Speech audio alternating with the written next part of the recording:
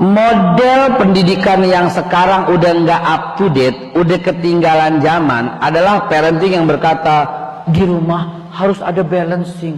Kalau bapak lagi marah, ibu diem aja, saling-saling support. Kalau ibu lagi begini, jadi ada ini, ada ini. Hey, itu namanya menciptakan tokoh baik dan tokoh jahat. Di kepala anakmu selalu ada perlindungan tokoh baik dan tokoh jahat. Hei bapak, ibu, jadilah sahabat akrab untuk anak-anakmu. Tidak ada tokoh baik, tidak ada tokoh jahat, adanya sahabat. Dia nggak mau sekolah, tanyakan dia. Ya udah, nggak apa-apa.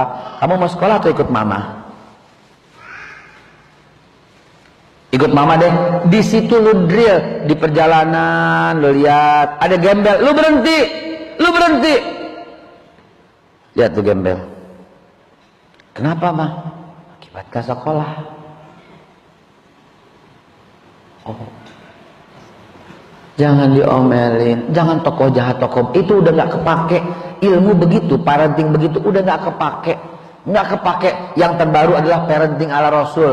Nggak ada tokoh jahat tokoh baik di rumah, nggak ada si bapak mesti jadi balance, mesti ada yang ditakutin, kagak ada. Saya kasih contoh ya, ini astagfirullahaladzim, saya bukan sok tahu banget ya. Demi Allah saya bersumpah, nggak pernah satu isapan setengah atau sapirit atau isep doang yang namanya ganja. Demi Allah tidak pernah satu butir pil apapun yang disebut pil apa, ekstasi, koplo, pil anjing dari zaman orok sampai sekarang, walaupun satu butir, apalagi setengah, seperempat, titik gram segede pasir pun belum pernah. Demi Allah belum pernah setetes minuman keras yang namanya apapun masuk ke dalam badan saya. Walaupun segelas, sebotol, setengah cangkir, seminil, 1,000000 mili, nggak pernah. Demi Allah, nggak pernah. Sekali pun nggak pernah. Ibu tahu kenapa? Kenapa? Saya kuliah di Australia dengan kebudayaan yang kayak begitu, di Hebrew, di ITB, di Bandung zaman dulu, sampai kayak begitu. Ibu tahu, nauzubillah, ini bukan sok tahu, bukan sombong, bukan hebat, nggak ada sedikit pun pengen dibilang hebat atau apapun. Saya cuma mau sharing. Mau tahu kenapa? Mau tahu? Saya cerita 1-2 menit sebentar. Satu ketika ada sekelompok anak-anak, dia lagi main bola. Pulang sekolah dia lempar sepatunya, perang, tas dilempar, perang, jam 2 siang. Dia belum makan dan dia belum sholat. Dia lari sama anak-anak teman-temannya main bola. Hujan lebat, becek, dan pulang menjelang serpet maghrib. Kalau kata orang Betawi bilang, serpet maghrib udah mau pulang baru. Lumpur nempel semua, jalan rame-rame satu komplek. Rumah pertama yang dilalui seorang namanya Abdurrahman As-Segaf, dipanggilnya Aap, ya, Aap, sahabatnya dia. Si Aap ini bapaknya udah nunggu di depan rumah. Bapaknya pakai sapu lidi, gelepot, celebot, wah nangis. Ini anak-anak yang berlima ini ketawain, syukur. Lewat lagi rumah satu, rumah di sebelah kiri, rumah orang Betawi, kakeknya namanya Pak Muhibi, anaknya namanya Amak Belok. Si Amak Belok ini digebukin sama emaknya, gedubak. Lewat lagi itu rumah Jepri gemuk, itu diomelin lagi. Belokan ke kiri itu rumah Bobby sama Billy, orang Manado Kristen. Udah habis semua, tinggal rumah yang di ujung satu anak ini. Lumpur udah nempel di bajunya dan segala macam. Dia kiper paling kotor dari semuanya. Dia mau pulang dia nggak berani, dia ketakutan, takut. Dia lihat Bobby Billy digebukin sama kayu, Amak Belok digamparin sama bapaknya, Aap diselebot, Jepri digebukin. Begitu ketakutannya kayak apa itu anak? Luar biasa ketakutan. Dia mindip supaya emak bapaknya nggak ketahuan lewat pintu belakang.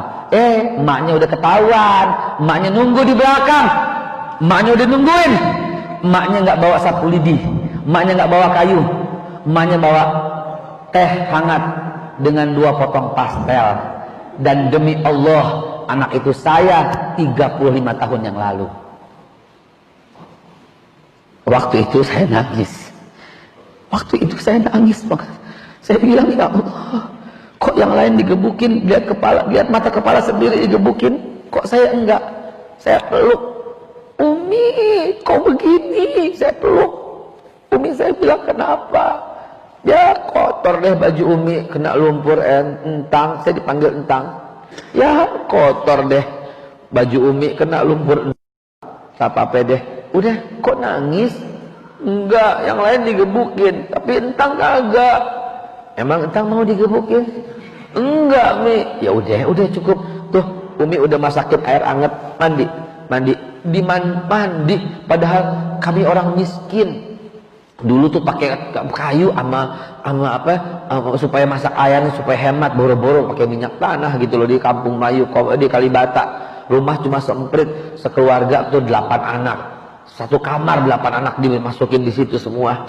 Tapi dididik dengan kasih sayang yang luar biasa. Kami nggak pernah arah kami ngomelin kami, nggak pernah umi kami ngomelin kami. Seumur hidupnya kami kepengen rasanya dimarahin tuh kayak apa gitu ya. Tapi demi Allah, di segala macam pergaulan saya nggak berani lakukan apapun. Kenapa? Karena saya cinta mati sama mereka. Kalau saya isep rokok, walaupun dia nggak tahu, pasti ntar dia akan kecewa. Nggak jadi. Kalau saya isep ganja, dia bakal marah, saya nggak jadi.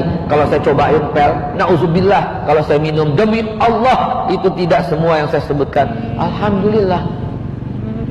Bukan soal orang tua yang galak, bukan soal orang tua ada peran jahat, peran baik, bukan ada soal balancing di rumah, tapi jadilah sahabat bagi anak-anakmu. Persoalannya adalah kita tuh suka membedakan cinta. Cinta kita suka berubah sama anak. Anakmu umur 2 tahun nggak mau makan, bagaimana perasaan hatimu? Jawab. Khawatir. Aduh, nggak mau makan, khawatir sekali. Mam dong sayang. Bingung, nggak pindahin, cari biskuit yang lain, cari makanan yang lain, olah supaya dia makan. Anakmu 2 tahun, anakmu 5 tahun, makan nggak? Anakmu 10 tahun, makan nggak? Takut tamparin lo, makan nggak? Makan nggak? Anakmu 15 tahun, terserah mau makan, mau mampus juga. Kurang ajar loh. Lu yang kurang ajar. Kau buat perbedaan cinta antara anak umur 2 tahun, 5 tahun, 10 tahun, 15 tahun. Sehingga wajar cintanya pun berubah kepadamu. Jangan berubah cintamu. Sampai kapan? Sampai anakmu 40 tahun, 50 tahun. Jangan berubah cintamu sama anakmu.